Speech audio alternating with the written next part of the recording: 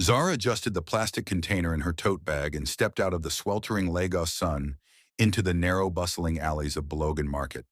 The scent of spices, roasted corn, and fried meat danced through the air, competing with the cacophony of shouting traders, honking kikinapeps, and clanging pots. Zara, her cousin Amina called from her plantain stall. You dey carry food again for that madman? Zara offered a sheepish smile.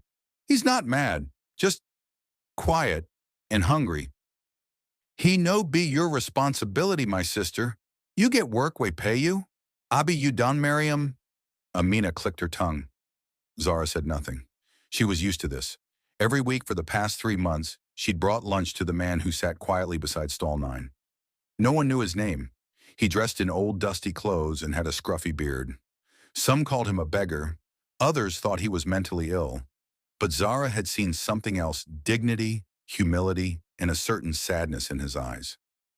Today she carried jollof rice, spicy suya, and a small bottle of Zobo. Her own lunch was plain boiled yam.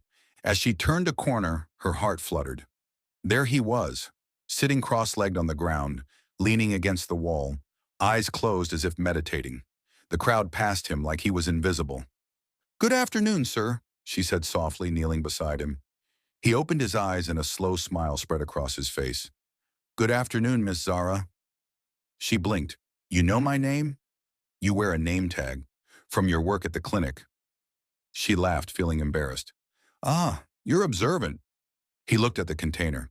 "That smells like jollof. With suya and Zobo today, I felt generous." "You're always generous." She handed him the meal and watched as he ate slowly, savoring each bite.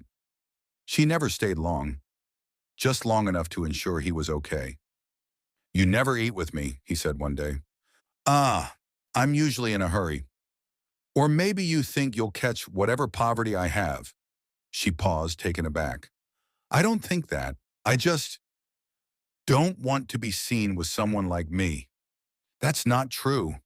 He looked up, eyes searching hers. "Then sit with me. Just once." She hesitated, then slowly lowered herself to the ground. People stared as they passed. One woman made a loud comment about wasting fine beauty on street rats. Zara ignored them. "What's your name?" she asked. He chewed thoughtfully, then wiped his hands. "Malik." "Malik what?" He smiled. "Just Malik. For now." They talked about books, music, faith, dreams. She was surprised by how articulate he was, how deeply he thought about things. When she asked how he ended up on the street, he shrugged. "Some people fall, some choose to fall. And you?" He looked away. "I chose." Over the weeks, their conversations deepened. Zara found herself looking forward to seeing him, his wit, his calm.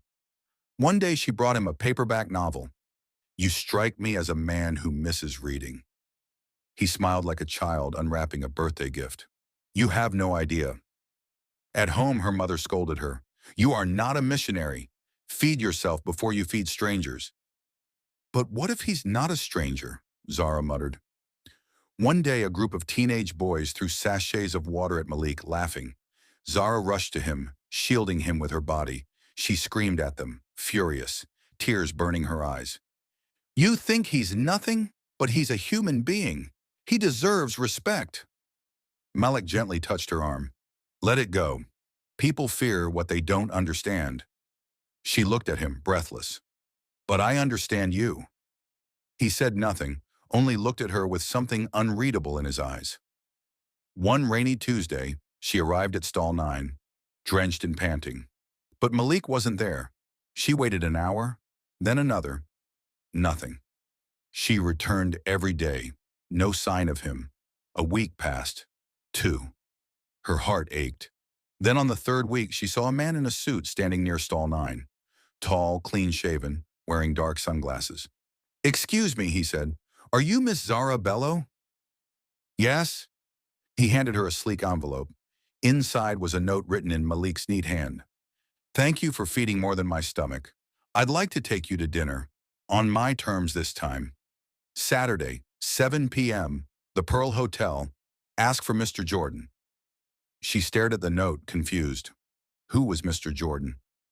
At precisely 6:45 p.m. on Saturday, she arrived at the Pearl, an elite hotel she had only seen on Instagram. She wore her best dress, a deep blue Ankara gown, and borrowed heels from Amina. Miss Bello, a concierge asked. Yes. This way, Mr. Jordan is expecting you.